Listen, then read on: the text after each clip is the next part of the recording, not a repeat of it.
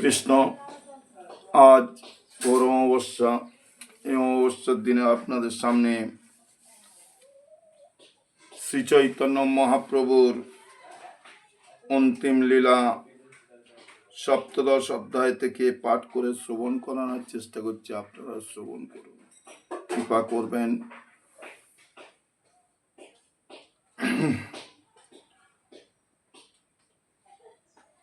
সত্যের নারায়ণ, ত্রেতায় রাম, দাপরে শ্রীকৃষ্ণ, কলিতে নিমাই। আজ এই অমাবস্যার দিনে পিতামাতার চরণে, গুরুজনদের চরণে শত সহস্র কোটি প্রণতি নিবেদন করে আজ চৈতন্য চরিতামৃতে শ্রী চৈতন্য মহাপ্রভুর সমুদ্র পতন লীলা আপনাদের সামনে পাঠ করে শ্রবণ করানোর চেষ্টা করছি। আপনারা শ্রবণ করুন।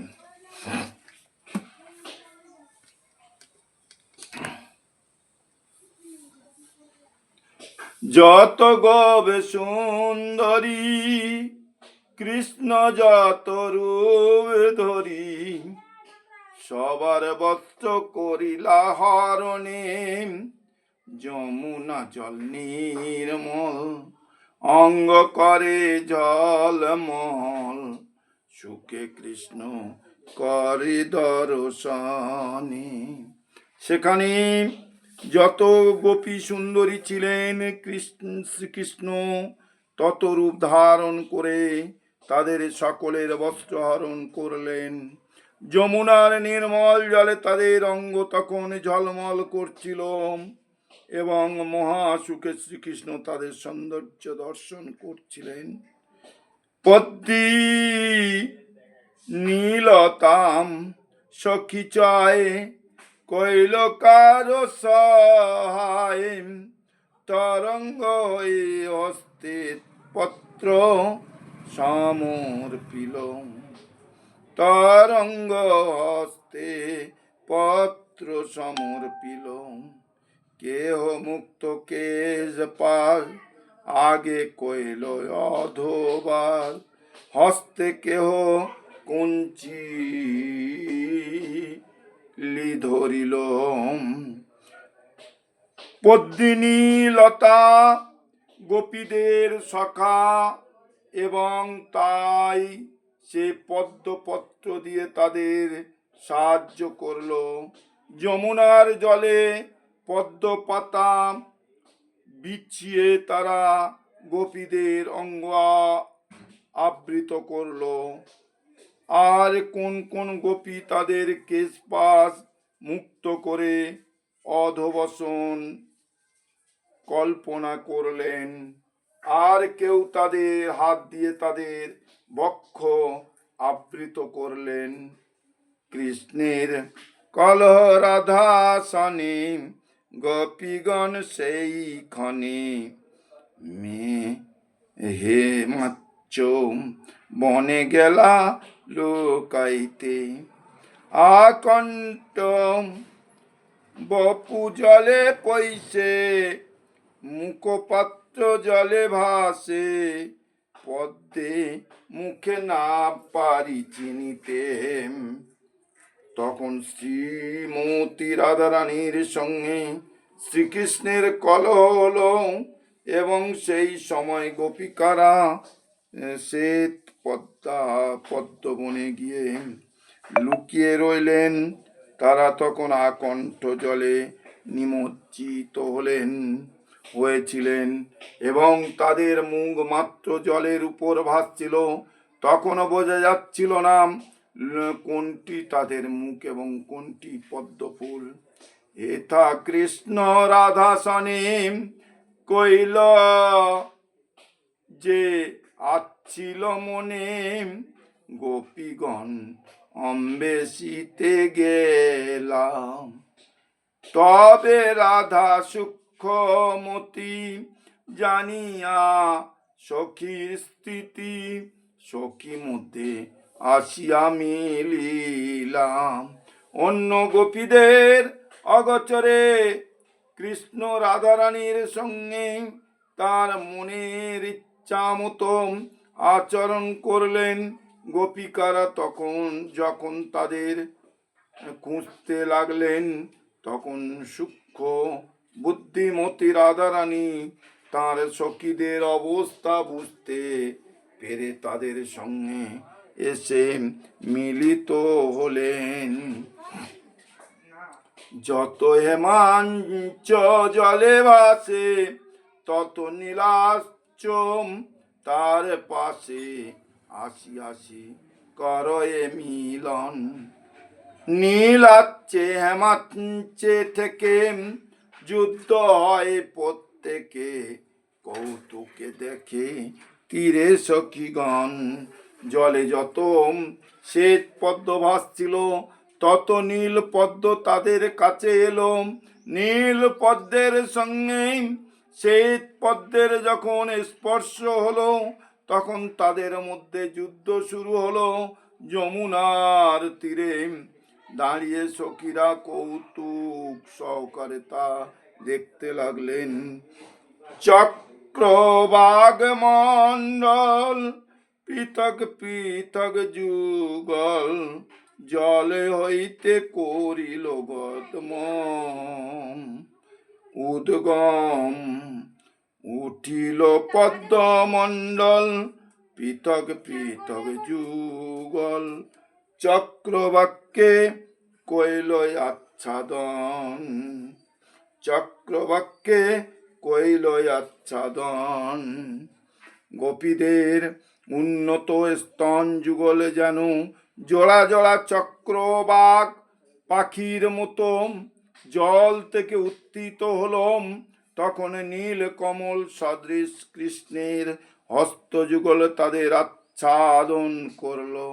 উঠিল বহু রক্ত উৎপল পৃথক পৃথক যুগল, পদ্মগণের কইল নিবারণ। পদ্ম চাহে লুটি নিতে, উৎপল চাহে রাখিতে, চক্রবাক লাগি দুয়ার রণ। গোপীদের হাতগুলি লাল পদ্মের মতো, তারা যুগলে যুগলে উঠে নীল পদ্মগুলিকে নিবারণ করতে লাগলো। নীল পদ্মগুলি চক্রবাকগুলিকে লুটতে চায়, আর লাল পদ্মগুলি তাদের রক্ষা করতে চায়। সুতরাং উভয়ের মধ্যে যুদ্ধ হতে লাগলো। পদ্ম উৎপল অচেতন, চক্রবাক সচেতন।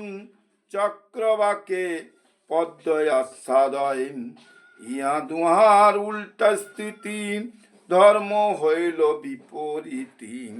কৃষ্ণের রাজ্যে ওইছে নেই হয়, নীল পদ্ম রক্ত উৎপল প্রেমে অচেতন। চক্রবাকগুলি সচেতন হলেও নীল পদ্ম চক্রবাকগুলিকে আস্বাদন করতে লাগলো। এটি বিপরীত স্থিতি, কিন্তু কৃষ্ণের রাজ্যে এরকমই বিরুদ্ধ ধর্ম অনুষ্ঠিত হতে দেখা যায়। সাধারণ চক্রবাক পাখি পদ্মফুলকে আস্বাদন করে, কিন্তু কৃষ্ণের এই লীলায় অচেতন পদ্মই সচেতন চক্রবাককে আস্বাদন করে।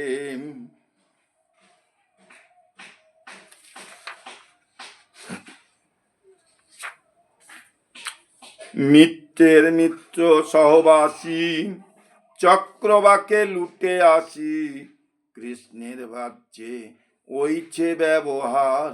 অপরিচিত শত্রুর মিত্র রাখে উৎপল, এ বড় চিত্রম, এই বড় বিরদ অলঙ্কার। অলঙ্কার সূর্যের বন্ধু নীল পদ্ম স্বাভাবিকভাবেই চক্রবাকের সহবাসী, কিন্তু মিত্র হওয়া সত্ত্বেও তারা চক্রবাকগুলিকে লুণ্ঠন করতে লাগলো। রক্ত উৎপল রাত্রে ফোটে বলে চক্রবাকের অপরিচিত বা শত্রু কিন্তু কৃষ্ণ লীলায় গোপীদের হস্তরূপ সেই রক্ত উৎপল তাদের স্তনরূপ চক্রবাক্যে রক্ষা করে। এটি বড়ই বিচিত্র। অতএব এই স্থলে বিরোধ অলঙ্কার। সূর্যের উদয়ে নীল পদ্ম ফোটে, তাই সূর্য নীল পদ্মের মিত্র। চক্রবাত পাখিরাও সূর্যের উদয়ে আবির্ভূত হয়, তাই চক্রবাক ও নীলপদ্ম স্বাভাবিকভাবেই পরস্পরের বন্ধু।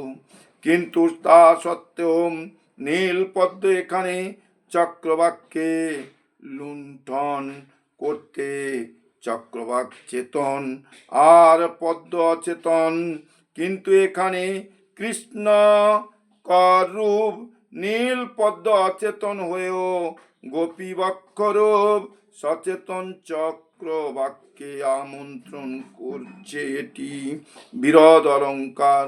সূর্যের উদয়ে রক্ত উৎপল মুদ্রিত হয় বলে সূর্য উৎপলের শত্রু। রাত্রে উৎপল প্রস্ফুটিত হয় বলে তার চক্রবাকের অপরিচিত। কিন্তু এখানে সূর্য উৎপলের শত্রু এবং চক্রবাক সেই শত্রুর মিত্র। গোপী বক্ষরূপ চক্রবাকই এখানে গোপিকারূপ রক্ত উৎপল কর্তৃক রক্ষিত। এটিও বিচিত্র বিরোধ অলঙ্কার। অতিশয়োক্তি বিরোধাভাস দুই অলঙ্কার প্রকাশ করি কৃষ্ণ প্রকট দেখাইল। যাহা করি আস্বাদন আনন্দিত মোর মন, নেত্রকর্ণ যুক্ত যুগ্ম জোড়াইল। শ্রী চৈতন্য মহাপ্রভু বলতে লাগলেন, শ্রী কৃষ্ণ তার লীলায় অতি শয়োক্তি এবং বিরোধাভাস এই দুটি অলঙ্কার প্রকাশ করেছেন। তার সাধন করে আমার মন আনন্দিত হয়েছে এবং আমার চক্ষু কর্ণ সম্পূর্ণ রূপে তৃপ্ত হয়েছে। ওইছে বিচিত্র ক্রীড়া করি তীরে আইলা শ্রীহরি, সঙ্গে লয়া সবে কান্তাগণ গন্ধময় তৈল মর্দন, আমলকি ঊর্ধ্বতন সেবা করে তীরে সখীগণ। এইভাবে বিচিত্র লীলা বিলাস করে শ্রীকৃষ্ণ তার প্রিয় গোপিকাদের সঙ্গে নিয়ে যমুনার তীরে উঠে এলেন। তখন তীরস্থিত সখীরা শ্রীকৃষ্ণ তা এবং গোপীদের অঙ্গে গন্ধ তেল ও আমলকির আবাটান দিয়ে মর্দন করে দিলেন। হরে কৃষ্ণ। আজ এই পর্যন্ত রাখলাম। আগামী পর্বে আবার আপনাদের সামনে নতুন করে পাঠ করে শ্রবণ করানোর চেষ্টা করব। আপনারা কৃপা করুন, শ্রবণ করুন এবং একটি লাইক করে দেবেন। হরে কৃষ্ণ, হরি বল। জয় রাধেশ্যাম, জয় রাধে, জয় রাধে।